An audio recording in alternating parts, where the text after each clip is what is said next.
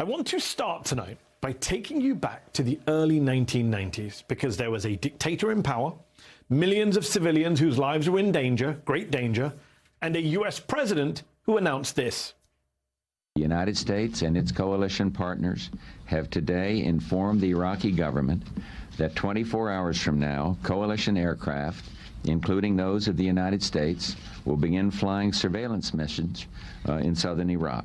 The coalition is also informing Iraq's government that in order to facilitate these monitoring efforts, it is establishing a no-fly zone for all Iraqi fixed and rotary wing aircraft. It was one of two quote-unquote no-fly zones proclaimed by the US after the 1991 Gulf War. The first was to protect Kurds in northern Iraq, and the second, the one you just saw being announced by George Bush Sr., was imposed to protect Shia communities in the south of the country, an area then called the Killing Zone. Here's how all that played out. The Killing Zone covers the southern one-third of Iraq, giving air protection to more than 30,000 rebels. U.S. jets will take on Iraqi combat planes, which have been used against the rebels, as well as helicopters, which have been used to spot artillery targets. We are not focusing on the ground operation this time. Pentagon officials doubt if Saddam will risk his few remaining modern fighters, but he may send commercial airliners into the zone, daring U.S. airmen to kill civilians. Before the White House announcement, I asked the Iraqi Minister of Information if Iraq would resist the U.S.-led flyovers. When we are attacked, we will defend ourselves. Defend meaning what? Any air defense system will be used when the country is attacked. It will be used against invading aircraft. Of course. Ultimately, the US-led coalition's bombings, while enforcing the no-fly zones, led to between hundreds and over 1,000 civilian casualties, according to various estimates. But when it came to the no-fly zones themselves, no Iraqi aircraft actually had to be shot down. That kind of military-to-military confrontation never happened. But that would change just 2 years later in Europe, in the Balkans. At the beginning of the brutal Bosnian civil war in October 1992, the UN Security Council passed a resolution imposing a no-fly zone over Bosnian airspace. And after months of bombardment by Serbian forces that repeatedly violated the no-fly zone, the UN passed Resolution 816, which authorized member states to take all necessary measures to ensure compliance.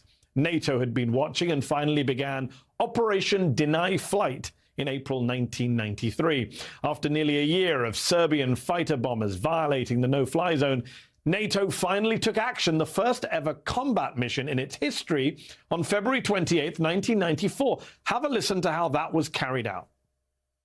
12:31 a.m. Eastern Time, a NATO AWACS early warning aircraft picks up the Bosnian Serb jets on its radar. They're about 5 miles southwest of Banja Luka over central Bosnia. The NATO plane alerts 2 U.S. F-16 Falcons on NATO patrol near Mostar, about 100 miles away. They race toward the targets, 6 Yugoslav-built Galeb light attack jets like these, subsonic, no match for the high-performance F-16s. 12:35 a.m., the NATO aircraft broadcasts a warning. Get out of the no-flight zone or get shot down. No response. 12:42 a.m., the F-16s broadcast the same warning. Again, no response. 12:43 a.m., the lead F-16 asks the AWACS for and gets NATO permission to fire. Black 0, please. Clear to fire.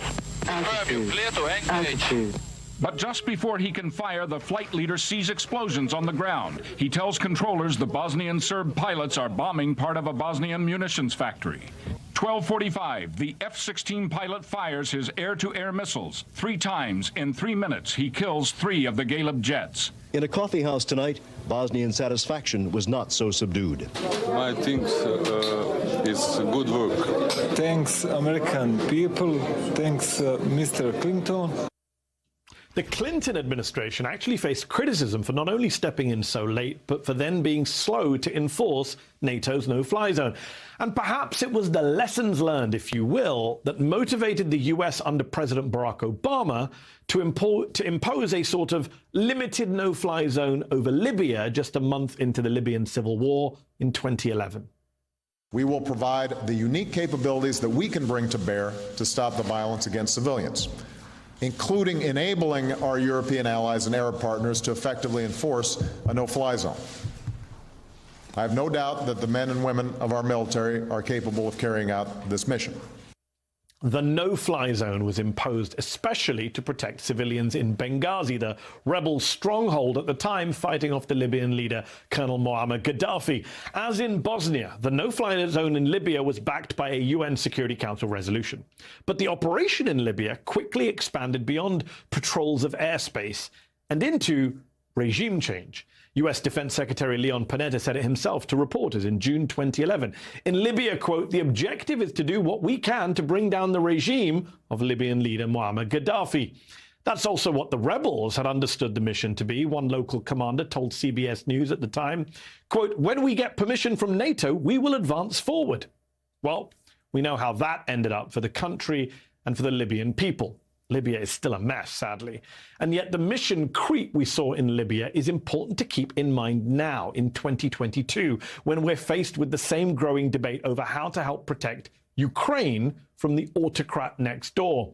Tomorrow morning, the Ukrainian president will address members of the United States Congress and will likely repeat his calls for a no-fly zone over his country.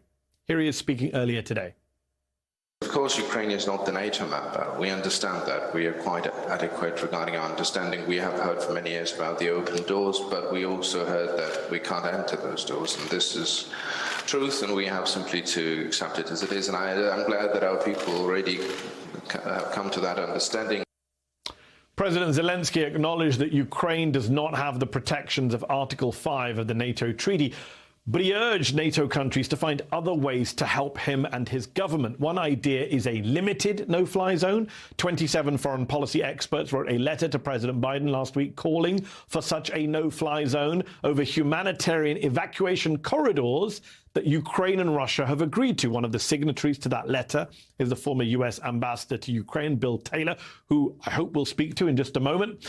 The calls have even starting to come from NATO members, too. Last night, Estonia's parliament adopted a resolution that, among other things, endorses a no-fly zone over Ukraine. It's become the first NATO member state to do so.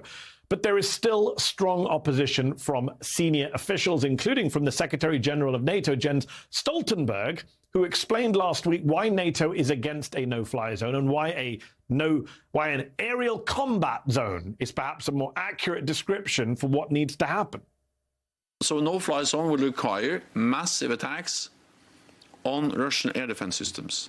And it will require that we are ready to engage directly in confrontation with Russian planes. This will significantly escalate the war, the fighting in Ukraine, but also, of course, risk a full-fledged war in Europe involving NATO allies. We're faced with a serious question, no doubt, of how to help the Ukrainian people. And let's be clear, calls to offer protection in the sky will only grow as the Russians get closer to taking Kyiv, with all the death and destruction that will no doubt involve. But the West isn't up against Iraq's Saddam Hussein or Bosnia's Serbs or Libya's Gaddafi. The US wasn't imposing restrictions on a world power in any of those cases, let alone a nuclear-armed one. It's one thing to ask weaker countries to close the skies, but it's an entirely different thing to ask or expect Vladimir Putin to do the same and hope that he won't respond with force and possibly escalate to the use of nukes, God forbid.